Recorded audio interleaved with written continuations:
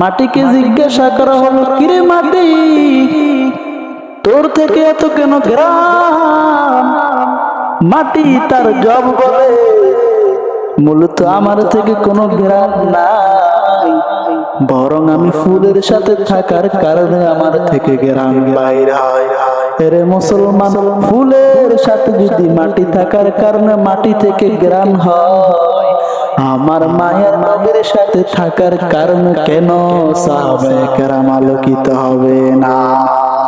গলে খুশবু এ দরহাম্মে রোজে রসিদাস্তে মাহবুবে বদস্তম বদু গুফতম কে মশকে আবিরি কে আজবুয়ে দিলাওয়িজে তমস্তম বগফ